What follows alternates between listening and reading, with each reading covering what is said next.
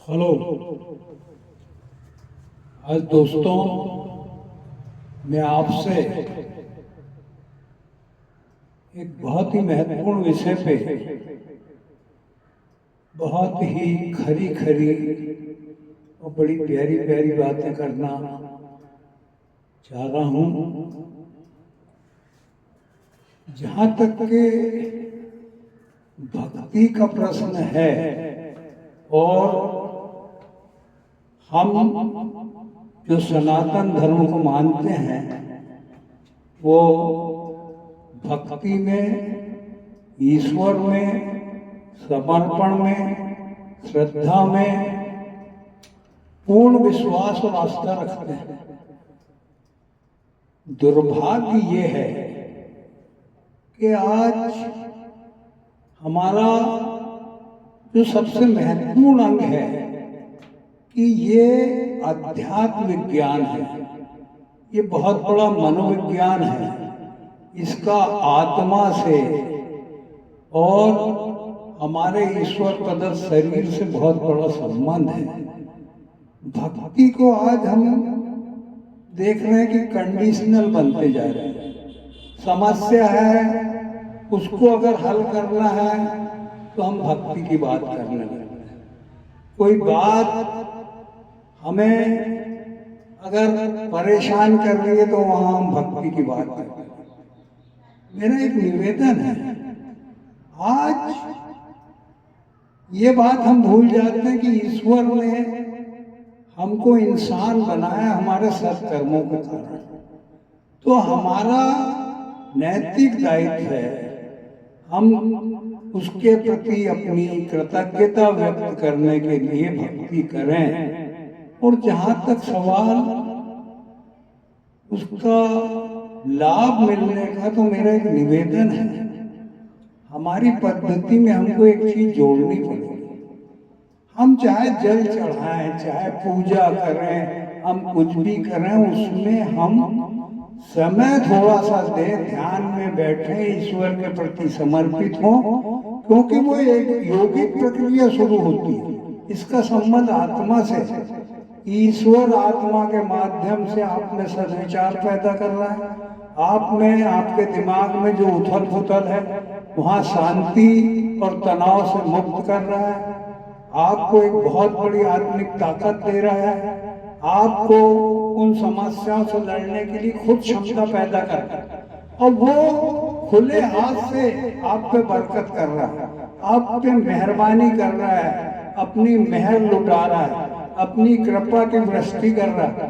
परंतु दुर्भाग्य ये है कि हम अपनी समस्या को छोड़ नहीं रहे, हम अपनी कंडीशन को छोड़ नहीं रहे, हम अपनी शर्तों पे अड़े। अरे वो क्या देख रहे हैं, ये तो देखो।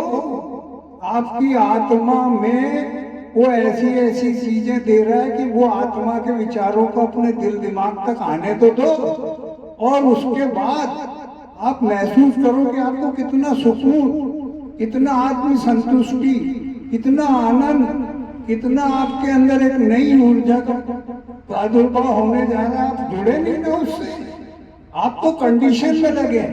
और दुर्भाग्य ये है कि इसका प्रचारित भी किया जाता है कि ऐसा कर लो, ऐसे से ऐसा हो जाए। अरे दुकानदारी की बातें अलग है, भक्ति में दुकानदारी नहीं चलती, भक्ति में एडवर्टाइजमेंट नहीं चलता, भक्ति में विश्वास दिलाना नहीं चलता। वो तो अटल सत्य है। ईश्वर की भक्ति करो, श्रद्धा भाव से करो और समर्पण भाव से करो, और सिर्फ अपने अंदर झांकना शुरू कर दो, अपनी आत्मा से जुड़ना। वो योगिक प्रक्रिया। जब आप योगिक प्रक्रिया से जुड़ोगे तो आपको खुद महसूस होगा कि मेरे को तो परमानंद की एक अनुभूति हो रही है, मेरे को तो संतुष्टि हो रही है। कहाँ की समस्या, कैसी समस्या? और क्या हम ये एक उदाहरण दे देंगे कि फला जी का फायदा होगा और फक्कड़ जी का फायदा होगा और सच है कि झूठ है, तो एडवर्टाइजमेंट है। मेरा निवेदन ये है कि ईश्वर पे आपको उदाहरण देने की क्या जरूरत है? ये छोटी सी चीज नहीं है भाई, और ये दो चार लोगों का फायदा गिनाने से नहीं होगा। ये जितने लोग भक्ति करते हैं, मेरा दावा है कि उनको सबको लाभ मिल रहा है, पर वो ले रहा है क्या? जिन्होंने ले लिया, जिन्होंने नहीं ले ली, तो वो जुड़ा ही नहीं ना।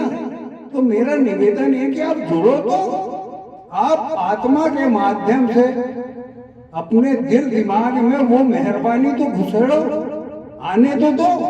ईश्वर कितनी कृपा बरसा रहा है। तो मेरा यही निवेदन है कि भक्ति को हम भाव से जो कर रहे हैं उसमें ध्यान में दें। आप गए, आपने 2 मिनट में सब चीज निपटा कर वापिस चल दी और फिर दुनियादारी में चले आए, इससे कुछ नहीं होना जाना है। आपको हटना पड़ेगा, ईश्वर से जुड़ने के लिए आपको समय देना पड़ेगा, ध्यान में बैठना पड़ेगा और उसकी मेहर को अपने अंदर महसूस करना पड़ेगा। वो तो दे रहा है, आप ले रहे हो क्या? और जब आप नहीं ले रहे हो तो ये क्यों कहते हैं कि भाई मेरे को कोई फायदा नहीं? फायदा नुकसान का विषय ही नहीं है।